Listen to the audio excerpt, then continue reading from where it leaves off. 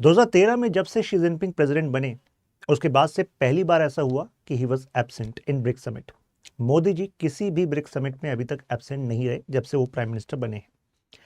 और जो थीम थी वो कह रहा था ग्लोबल साउथ का cooperation for inclusive and sustainable governance. और उधर पीछे से यूएसए की भी निगाह इस समिट पर थी। कारण इस समिट से पहले डिक्लेयर कर चुका था यूएसए कि अगर किसी भी ब्रिक्स नेशन ने कोई ऐसा फैसला लिया जो अमेरिका के इंटरेस्ट के खिलाफ होगा तो 10% एडिशनल टैरिफ आप पर लगेगा। यानी कि आपके यहां से जो सामान यूएस में आता है उस पर 10% इंपोर्ट टैक्स हम बढ़ा देंगे। तो अब ब्रिक्स में सब सोच रहे थे कि एक पाकिस्तान वाले मुद्दे पर शायद इंडिया प्रेशर बनाएगा और कहेगा पाकिस्तान को ज्वाइंट स्टेटमेंट में इंक्लूड करो कि वो टेररिज्म फैलाता है। लेकिन हम सबको पता है भाई शी जिनपिंग नहीं थे, चाइनीज रिप्रेजेंटेटिव तो थे, तो ऐसा तो वो शायद नहीं होने देंगे। और ऐसा ही हुआ। पुराने टाइम मतलब पहले जैसे काजान में जो समिट हुई थी तो वैसा ही कुछ हुआ। जीरो टॉलरेंस पॉलिसी रहेगी टेररिज्म के खिलाफ, ऐसा कहा गया। अच्छा, ब्रिक्स करेंसी ये चर्चा में रही। काफी देश जो ब्रिक्स प्लस, अब तो हम ब्रिक्स प्लस कहते हैं, वैसे इस टॉपिक पे मैं बिल्कुल रूट से इस बात को समझाऊंगा कि कैसे ब्रिक्स जिस एजेंडा के लिए बन रहा है कि एक अल्टरनेटिव ग्लोबल ऑर्डर पेश करेगा, क्या वाकई उसकी स्ट्रेंथ इस समय ब्रिक्स के पास है, क्या क्या इश्यूज है, सब समझेंगे। लेकिन पॉइंट यहां पर यह है, जीरो टॉलरेंस की बात की गई, ब्रिक्स करेंसी पर चर्चा हुई, लेकिन इंडिया का स्टैंड सरप्राइजिंग काफी लोगों को लगा, क्योंकि इंडिया ने कहा ब्रिक्स करेंसी के हम अभी सपोर्ट में नहीं है। आप में से भी काफी लोग सोचेंगे अरे डॉलर का अल्टरनेटिव बन सकता है ब्रिक्स करेंसी, क्यों ना ऐसा कर लिया जाए, काफी लोगों को लग रहा होगा। लेकिन आप जरा सोचिए कि ब्रिक्स प्लस करेंसीज का 70% जीडीपी के आसपास तो भाई साहब चाइना कंट्रोल कर लेगा।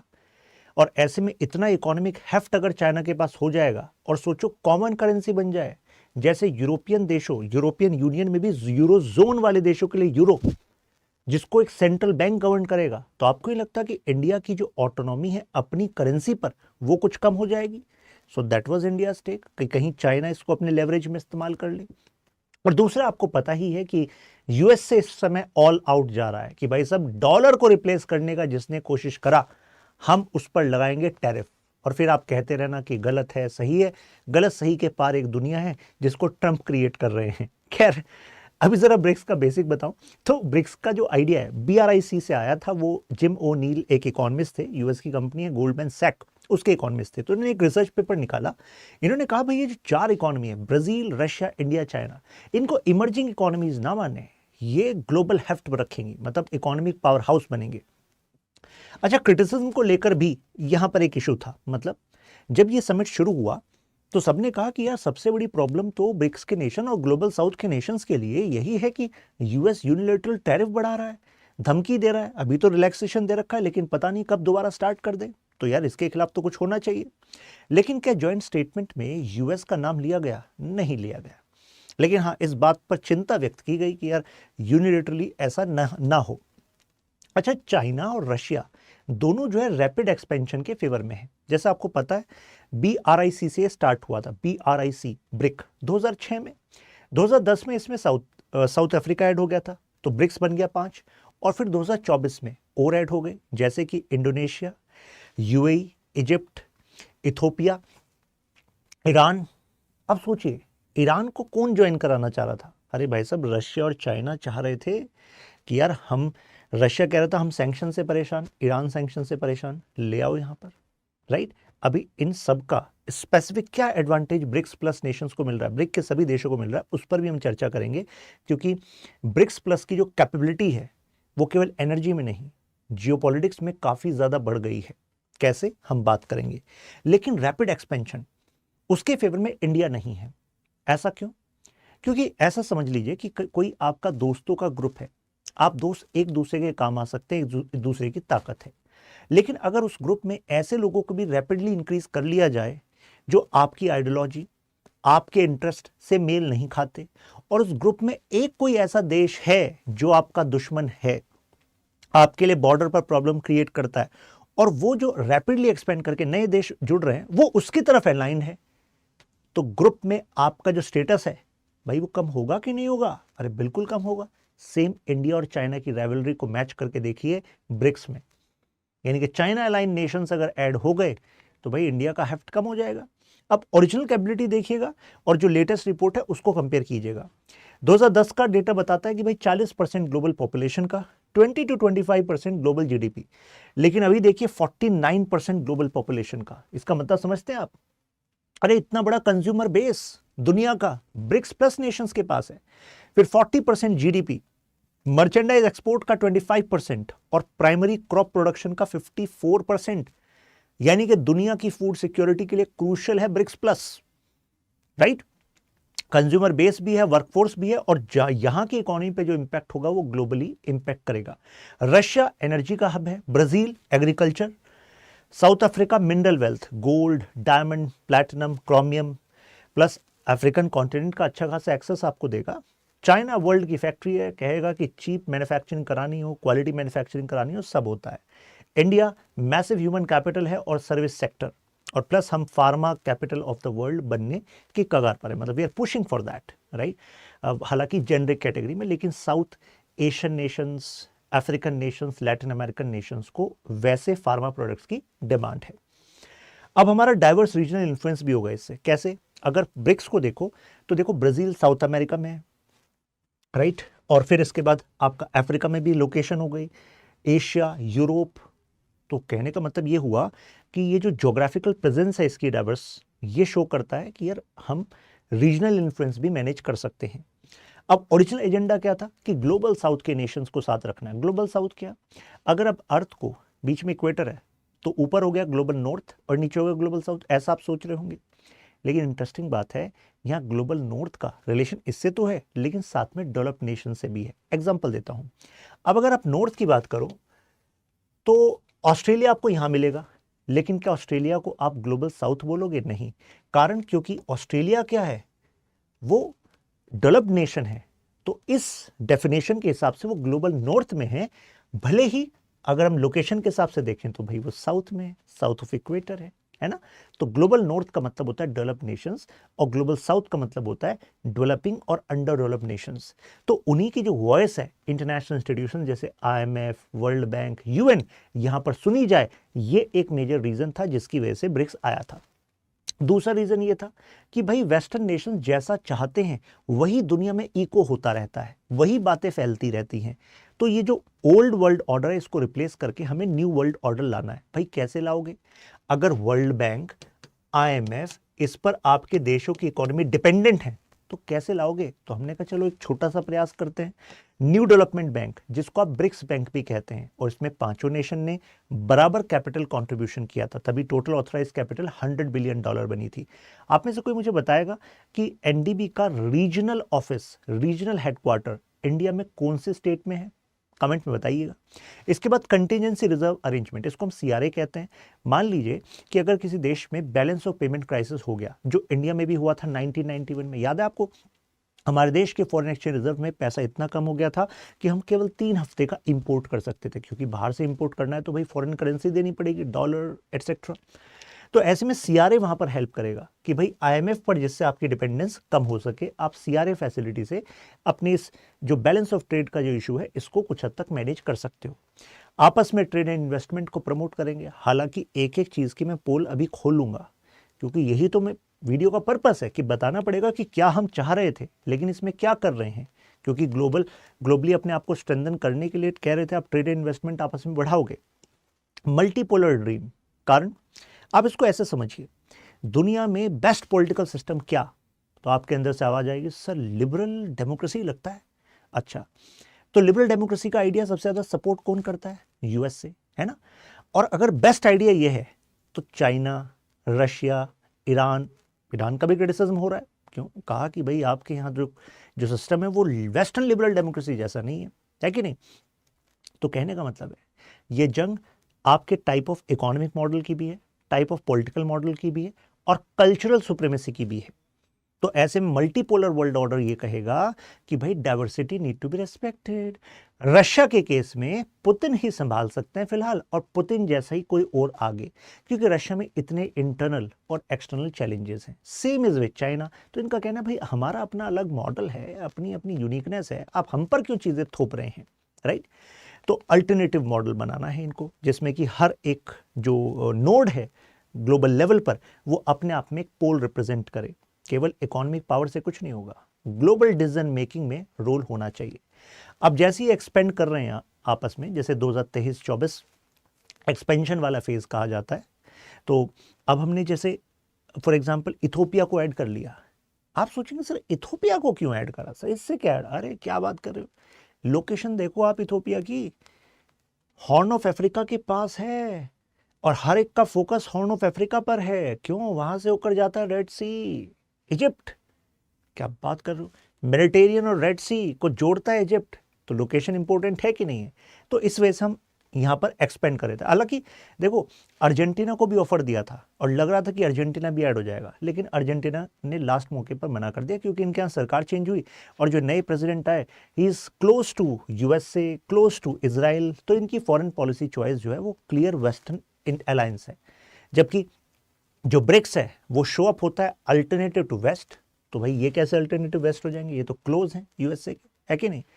कैपेबिलिटीज कैसे बढ़ रही हैं, आप सोचिए ईरान का ऐड होना, यूएई का ऐड होना, ब्रिक्स प्लस के मेंबर है ना, तो आपको नहीं लगता इस एरिया में जो ऑयल हब है, तो उस एरिया में, और साथ में रशिया भी है, तो ऑयल की जो इकोनॉमी है ग्लोबल लेवल पर, उसमें ब्रिक्स प्लस की पोजीशन स्ट्रेंथन हो रही है। ऑफर तो सऊदी को भी दिया, हालांकि सऊदी का भी फाइनलाइज होना बाकी है। कई जगह पर आप आर्टिकल में ना सऊदी का जिक्र पढ़ेंगे, लेकिन पूरी लाइन पढ़िएगा, पूरी लाइन ये कहेगी कि Saudi has been invited, but Saudi अब इसको डिले कर रहा है क्योंकि सऊदी को भी यूएस के साथ भी रिलेशंस को मैनेज करके रखने हैं सिक्योरिटी पर्सपेक्टिव से, क्योंकि सऊदी को प्रॉब्लम कौन क्रिएट करता है, यहाँ से यमन, तो ये भी रीजन कहा जा रहा है। खैर, लेकिन अगर सऊदी पार्ट बनता है तो भाई ग्लोबल एनर्जी सप्लाई का एक बड़ा पार्ट जो है वो ब्रिक्स प्लस के पास ही हो जाएगा, तो पेट्रो ब्रिक्स का कॉन्सेप्ट फिर यहाँ पर आ जाएगा। अच्छा, इस क्वेश्चन का आंसर देंगे आप, which of the following is not officially part of BRICS, Iran, Saudi Arab, Argentina, Russia. चलिए मोर देन वन बना देते हैं क्वेश्चन को। अब देखिए ब्रिक्स प्लस क्रिटिकल कैसे है, ये इजिप्ट की लोकेशन है, ये देखिए मिडिल ईस्ट, ये मिडिल ईस्ट, ये वाला पार्ट मिडिल ईस्ट है, ठीक है, और ये है आपका मेडिटेरियन, तो मेडिटेरियन और रेड सी इसको कनेक्ट करता है, और यूरोप का व्यापार भी इससे होकर जाता है, और एनर्जी का बड़ा पार्ट भी यहाँ से होकर जाता है, तो इस वजह से इजिप्ट जरूरी है। यहाँ पर देखिए इथोपिया, अब ये हॉर्न ऑफ अफ्रीका क्रिटिकल है, अब जैसे यहाँ पर चाइना ने भी बेस बना रखा है, वेस्टर्न कंट्रीज ने बना रखा है, तो अल्टीमेटली जिनका वहां पर बेस नहीं है, इथोपिया उनके लिए एक पार्टनर हो सकता है कि नहीं, तो स्ट्रेटेजिक प्रेजेंस हो गई। ईरान तो है ही स्ट्रेटेजिक भाई साहब, Persian Gulf, right, close to Russia, close to China, तो ईरान को तो आना ही था। UAE close to India and these as well, तो अगर हम कहें कि इंडिया मिडिल ईस्ट को किस देश के थ्रू साध रहा है, मींस इंडिया की मिडिल ईस्ट पॉलिसी में कौन सबसे क्रूशल लग रहा है, तो अगर आप number of visits, foreign exchanges को देखें तो यूएई है।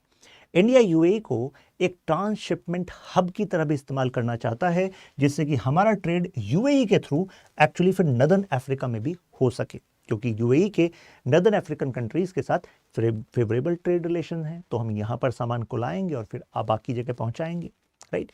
अच्छा, एजेंडा भी एक्सपेंड हो रहा है, एजेंडा एक्सपेंड होने का मतलब कहा कि भाई अल्टरनेटिव टू डॉलर चाहिए, तो देखो इंडिया कह रहा है कि देखो अभी हम ब्रिक्स करेंसी के फेवर में तो नहीं है, लेकिन हाँ हम लोकल करेंसीज के फेवर में हैं, यानी कि अगर रशिया से हमें ट्रेड करना है तो रूबल और रुपी में कर लें, तो लोकल करेंसी एक्सचेंज के हम फेवर में हैं। Yes, India is in favour of alternative to dollar, क्योंकि डॉलर जो है यूनिलेटरल अपना सैंक्शन लगा देता है, अपनी मनमर्जी कर लेता है, तो वो हम उसके फेवर में नहीं है। ये जो डॉलर की ग्लोबल मोनोपोली है उसके तो हम खिलाफ हैं। यहां पर इंडिया एक बैलेंसिंग गेम खेलता है। बैलेंसिंग का मतलब एक तरफ हम ब्रिक्स का ही पार्ट हैं, दूसरी तरफ हम क्वाड का भी पार्ट हैं। चाइना कहता है ये देखिए ये ब्रिक्स का ही पार्ट है, क्वाड का ही पार्ट है, कैसे फिर ये हमारे साथ कमिटेड रहेंगे। तो इंडिया का कहना है कि देखो हम स्ट्रेटेजिक ऑटोनॉमी में बिलीव करते हैं, अब हम आपके एजेंडा के हिसाब से तो नहीं चलेंगे, आप जिस तरीके से एजेंडा डिसाइड करेंगे इंडिया के इंटरेस्ट में अगर यूएसए को साथ लाना भी है, कारण क्योंकि जब चाइना के साथ हमें प्रॉब्लम होगी तो रशिया से आप ये एक्सपेक्ट ना करिएगा कि रशिया इंडिया के साथ ही खड़ा रहेगा, है ना, क्योंकि रशिया खुद डिपेंडेंट है इस समय चाइना पर, क्योंकि वहां से सैंक्शन होने की वजह से, वेस्ट से सैंक्शन होने की वजह से रशिया एक मेजर एक्सपोर्ट चाइना को ही तो करता है, वहीं से तो पैसा जाता है। तो ऐसे में हम कॉल करेंगे, रशिया कहेगा मेरी तो मजबूरी है, जरा समझिएगा। तो इस वजह से हमें स्ट्रेटेजिक बैलेंस रखना पड़ेगा देश की सुरक्षा के लिए यूएसए, क्योंकि यूएसए को चाहिए चाइना को एक्चुअली कंट्रोल करना, राइट। अब देखिए क्रैक्स देखते हैं इस वॉल में क्या क्या है, अभी प्रॉब्लम क्या आ रही है। तो आपको नहीं लगता कि कई सारी बातें जो कही गई, जैसे एक न्यू फाइनेंशियल सिस्टम स्टैब्लिश करेंगे, alternative to Britain would start कर देंगे, जैसे new development bank can be an alternative to world bank, तो क्या वर्ल्ड बैंक का अल्टरनेटिव बन पा रहा है जैसे एनडीबी सीआरए जैसे अरेंजमेंट? Answer is no. अभी भी दुनिया में वेस्ट का ही डोमिनेशन है। आईएमएफ एंड वर्ल्ड बैंक के कंपैरिजन में जो टोटल कैपिटल है वो फ्रैक्शन है। तो पैरेलल पिलर तो भाई साहब अभी नहीं बने हैं, और जब से बनाए तब से लेकर अभी तक इसकी ऑथराइज कैपिटल को बढ़ना चाहिए था, अभी उतना मतलब अभी बढ़ा ही नहीं है। पॉइंट ये है कि इसकी कैपेबिलिटी इंक्रीज होनी चाहिए थी, वो नहीं हुई। प्लस दुनिया का जो ट्रेड है अभी भी आईएमएफ, वर्ल्ड बैंक, डब्ल्यूटीओ, और इन सब में प्रभुत्व किसका? वेस्ट का। तो क्या अभी ब्रिक्स प्लस कंट्रीज तैयार हैं वो रिस्क लेने के लिए कि हम इंटरनेशनल जो ट्रेड रूल्स इन देशों ने बना रखे हैं हम इनको चेंज करके नए रूल्स बनाएंगे? तो अभी ये भी तैयार नहीं है, क्योंकि उसका एक बहुत बड़ा रिस्क इकोनॉमी पर होगा, इकोनॉमी में शॉक लगेगा। तो कहा जा रहा है कि ये एनडीबी सीआरए अरेंजमेंट अभी भी ये शेडो की तरह ही है ब्रिटेन वुड इंस्टीट्यूशंस के। और अगर हम डॉलर की बात करें तो डॉलर अभी भी among the top preferred international currency है। ये एक हकीकत है, हकीकत से मुंह नहीं मोड़ा जा सकता, क्योंकि अल्टीमेटली आपकी देश की इकोनॉमी में डॉलर का एक बड़ा रोल है। हाँ, डॉलर की डिपेंडेंस को कम करने के लिए अल्टरनेटिव पर जाना, करेंसी स्वैप अरेंजमेंट पर जाना, वो एक ब्रिक्स प्लस ने किया है, वो एक सक्सेस है। लेकिन is it enough to replace dollar? भाई वो एनफ नहीं है भाई, वो तो अभी स्लो है। यूएनएससी रिफॉर्म्स, इंडिया तब से कहता आ रहा है यूनाइटेड नेशन सिक्योरिटी काउंसिल में रिफॉर्म लाओ, इंडिया ब्राजील दोनों को परमानेंट मेंबर बनाओ, लेकिन क्या बन पाया? नहीं। अरे चाइना ही नहीं बनने देगा भाई, चाइना वहां पर P5 का नेशन है, वो वीटो लगा देगा। तो अभी खुद ब्रिक्स के नेशन ही यूएनएससी रिफॉर्म पर एकमत नहीं है, राइट? जो इंडिया चाह रहा है कि भाई आगे बढ़ो। साउथ साउथ कोऑपरेशन की हम बात करते हैं, लेकिन क्या ब्रिक्स के सारे देश एक्चुअली साउथ साउथ कोऑपरेशन पर एकमत हैं? Answer is no. मैं एक एग्जांपल देता हूं। अगर मैं ब्रिक्स के सभी देशों के ट्रेड की बात करूं तो ब्रिक्स का जो आपस में ट्रेड है वो इंक्रीज हुआ है, हाँ जी हुआ है, लेकिन जो वेस्टर्न कंट्रीज से इनका जो ट्रेड है वो ज्यादा ग्रोथ उसने पाई है। तो इससे क्या शो होता है? इससे शो होता है कि BRICS is being used as a platform of convenience, not that kind of commitment कि वो अल्टरनेटिव ऑर्डर ला रहा है, क्योंकि कोई वेस्टर्न नेशंस के साथ अपने ट्रेड को रिस्क पे नहीं करना चाह रहा है।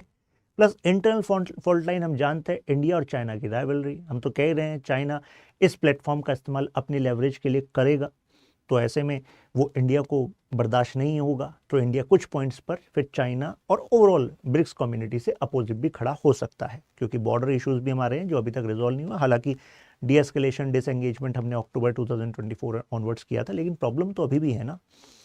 और प्लस ट्रेड डेफिसिट चाइना के साथ इतना भारी है हमारा, तो ऐसे में इंडिया वैसे आरोप लगाता है कि चाइना तुम अपनी मार्केट का एक्सेस नहीं देते। तो ब्रिक्स, अगर वो ब्रिक्स करेंसी बना ले और सेंट्रल बैंक बन जाए तो हो सकता है भाई इंडिया के इंटरेस्ट को ओवरशैडो करने की कोशिश करे।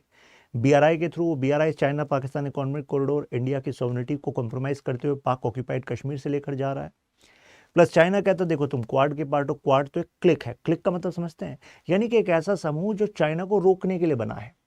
तो हमने कहा भाई हम रोकने के लिए नहीं बना रहे, हमने तो क्वाड को इसलिए बनाया क्योंकि इंडो पैसिफिक रीजन में फ्रीडम हो, कोई अपना राज ना चलाने की कोशिश करे, अपने क्लेम को एक्सटेंड ना करने की कोशिश करे, वो तो हम इसलिए हैं। हालांकि यूएसए इसको सिक्योरिटी के तौर पर देखता है, इंडिया सिक्योरिटी के तौर पे नहीं देखता। इंडिया कहता है भाई इंडो पैसिफिक स्ट्रेटजी में क्वाड का इस्तेमाल हम इस रीजन में डेवलपमेंट में करेंगे, बाकी जो छोटे छोटे नेशन है उनको सपोर्ट करने में करेंगे। लेकिन चाइना इसको अपने लिए एक रिस्क देखता है, चाइना देखता है मुझे घेरने की स्ट्रेटजी है, राइट? एक तरफ इंडिया ब्रिक्स में, उधर क्वाड में, तो दोनों को हम तो देखो बैलेंस कर रहे हैं। ईरान, अब देखो ईरान को हमने यहाँ पर पार्ट बनाया, सऊदी बना नहीं, लेकिन अगर सऊदी बन जाता है, क्योंकि असल में चाइना इसमें एक प्ले कर रहा है, चाइना सऊदी और ईरान के बीच में स्टेबिलिटी लाना चाहता है। बीजिंग में समिट भी हुई जिसमें कि मीडिएशन चाइना करा रहा था। चाइना ये प्रोजेक्ट कर रहा है कि देखो मिडिल ईस्ट की सबसे बड़ी जंग सऊदी और ईरान, मतलब आफ्टर इजराइल कॉन्फ्लिक्ट, कारण क्योंकि ईरान शिया वर्ल्ड का लीडर, सऊदी पूरे मुस्लिम वर्ल्ड का लीडर, वैसे सुन्नी देश, सुन्नी मेजोरिटी। तो चाइना कह रहा है कि यूएस से तुमसे नहीं होगा, मिडिल ईस्ट की में स्टेबिलिटी हम लाएंगे, और इसके लिए वो सऊदी से कह रहा है कि अरे आप इसका ही पार्ट बनिए ना ब्रिक्स प्लस का। तो लेकिन बात यह है कि अगर बन भी गए तो क्या इनकी इंटरनल राइवलरी कम हो सकती है, क्योंकि सऊदी का स्ट्रेटजिक इंक्लिनेशन, यानी कि सऊदी की सुरक्षा की ज़रूरत और इकोनॉमी के लिए भी ज़रूरी यूएसए है। सऊदी अपने विजन 2030 में अपनी इकोनॉमी को मॉडर्नाइज कर रहा है। आपने सुना है Saudi you can say tourism का हॉटस्पॉट बनने के लिए एफर्ट कर रहा है, सर्विस सेक्टर और you can say software and other technological ventures में जा रहा है, लेकिन उसको चाहिए इन्वेस्टमेंट, जैसे कि अमेजन ने रिसेंटली इन्वेस्ट किया। कोई मुझे बताएगा, बहुत ही फेमस प्रोजेक्ट सऊदी का, मैंने उस पर एक डिटेल वीडियो भी बनाई है। मतलब नेक्स्ट लेवल की सिटी बना रहा है सऊदी, और उसके लिए उसको चाहिए यूएसए की कंपनीज की टेक्नोलॉजिकल हेल्प, इन्वेस्टमेंट। पैसा उसके पास है, but investment is also about कि जो टॉप टेक कंपनीज वहां पर स्टेक लेंगी, तो सऊदी की इकोनॉमी के उस पार्ट को ग्रो करने में उनका भी स्किन होगा इन द गेम। तो पॉइंट ये है कि सऊदी यूएसए को छोड़ेगा नहीं फिलहाल, और ईरान कहेगा भाई हमारे लिए तो यूएसए दुश्मन है, तो भाई इनके डायनेमिक्स को कैसे मैनेज करोगे आप। फिर डेमोक्रेसी और अथॉरिटेरियन सिस्टम। अब इंडिया, ब्राज़ील, साउथ अफ्रीका, यहाँ डेमोक्रेसी है। चाइना, रशिया और ईरान पर कहा जाता है कि भाई तुम नहीं हो डेमोक्रेसी। तो पॉइंट है कि यहाँ का जो अथॉरिटेरियन रूल है, ये अल्टीमेटली कुछ पॉइंट्स पर आइडियोलॉजिकली अलाइन नहीं होंगे। मतलब ह्यूमन राइट्स का मुद्दा, डेमोक्रेसी का मुद्दा। अब ये क्वेश्चन इसलिए उठता है क्योंकि देखो, अगर यूरोपियन यूनियन सक्सेस हुआ तो उसका एक बड़ा कारण क्या था कि आइडियोलॉजिकली, पॉलिटिकली, इकोनॉमिकली वो कन्वर्ज कर रहे थे। लेकिन क्या ऐसा कन्वर्जेंस कि हम एक दूसरे की बिल्कुल ज़रूरत है, हम आपस में पहले दूसरों के बाद में हैं, क्या ऐसा कुछ ब्रिक्स प्लस में दिख रहा है? आंसर इज नो, ऐसा नहीं दिख रहा है। ऐसी एजेंडा ड्रिफ्ट, मतलब किसी के लिए एजेंडा कुछ है, दूसरे के लिए एजेंडा कुछ है, राइट। जैसे अभी मैंने एजेंडा में डिफरेंस बताया, रशिया का इंटरेस्ट है कि ब्रिक्स प्लस का इस्तेमाल करना है अगेंस्ट यूएसए, इंडिया कहता है नहीं करना, राइट। चाइना कहता है यूएसए का अल्टरनेटिव, हम कहते हैं कि भाई नहीं, हमें यूएसए की भी जरूरत है। तो ऐसा लग रहा है कि ब्रिक्स का इस्तेमाल एक न्यू कोल्ड वॉर के टूल की तरह इस्तेमाल करना चाह रहे हैं, लेकिन इंडिया इस न्यू कोल्ड वॉर में फंसना नहीं चाह रहा है। इंडिया स्ट्रेटेजिक ऑटोनॉमी करना चाहता है। अब वेस्ट की काउंटर स्ट्रेटजी, वेस्ट तो भाई पहले से ही अंदेशा दे रहा है कि अगर आपने एंटी यूएसए कुछ पॉलिसी बनाई तो हम आप पर टैरिफ को बढ़ा देंगे, प्लस अभी भी आपको ज़रूरत तो है ही वेस्टर्न नेशंस की। प्लस वेस्ट कह रहा है कि हर चीज़ डराने से नहीं होगी। यूरोपियन नेशंस भी इस पर काफ़ी सजग है कि अब ब्रिक्स प्लस एक बड़ा और पार्ट बन गया और कहीं हमें साइड लाइन ना कर दें, तो ब्रिक्स प्लस अपने ट्रेड एंगेजमेंट्स इन देशों के साथ बढ़ा रहे हैं। तभी मैंने कहा कि यार इनका जो ग्रोथ है trade with non western countries वो बढ़ा है। प्लस यूएसए देखो क्वाड तो बनाया हुआ है, I2U2 बनाया हुआ है मिडिल ईस्ट में, जिसमें यूएई भी है, तो यूएई ब्रिक्स प्लस का मेंबर, लेकिन वहां पर यूएसए ने इसको I2U2 का मेंबर बनाया हुआ है कि भाई अल्टरनेटिव टू यूएसए नहीं बनना चाहिए ये, राइट। तो एक कहने का मतलब है कि जो वेस्टर्न फाइनेंशियल सिस्टम है वो इनकॉर्पोरेट करने की कोशिश कर रहा है the interest of global south, जिससे कोई अल्टरनेटिव ना बने। और इसी वजह से एक इनर्शिया भी है ग्लोबल ऑर्डर में, कि जो इनर्शिया इस वजह से कि बड़ा बदलाव जो आप चाह रहे हैं वो बड़ा बदलाव अभी लग नहीं रहा है कि आ रहा है। क्या इंडिया यहाँ पर कुछ बेटर कर सकता है, सीमेंट कर सकता है? तो देखो, इंडिया यहाँ पर एक बैलेंसर का रोल तो निभा रहा है, लेकिन आप ये सोचो केवल इंडिया ही ऐसा नहीं कर रहा, ब्राजील भी नहीं चाहता यूएसए के खिलाफ जाना, साउथ अफ्रीका भी नहीं चाहता यूएसए के खिलाफ जाना। दोनों को पता है कि भाई देखो, रशिया की अपनी मजबूरी है क्योंकि यूएसए की पॉलिसी रशिया के अगेंस्ट रहती है। चाइना इतनी बड़ी इकोनॉमिक पावर बन गया है कि वो अल्टरनेटिव सोच सकता है। यूएसए की इकोनॉमी को जरूरत है चाइना की, तो यूएसए पूरी तरह रिप्लेस नहीं कर सकता। लेकिन ब्राजील और साउथ अफ्रीका, भाई ये प्रिकेरियस सिचुएशन में है, ये बढ़ती हुई अर्थव्यवस्थाएं हैं, ये इतना बड़ा रिस्क कैसे ले ले? रिस्क अलग अलग है ना। तो इंडिया एक तरीके से कोशिश कर रहा है कि इसको एंटी वेस्टर्न कैंप ना बनाया जाए, जिससे ना तो इन मेंबर नेशंस के इंटरेस्ट हैम्पर हों और बाकी जो नए मेंबर नेशंस आए हैं वो भी अपनी रिलेशंस को मैनेज कर सकें। इसी को हम कहते हैं इंडिया की वॉक अराउंड स्ट्रेटजी। जहां पर कॉन्फ्लिक्ट हो तो भाई उसका एक दूसरा तरीका निकालो जिससे कि वो सोल्यूशन ओरिएंटेड वे में काम करता रहे।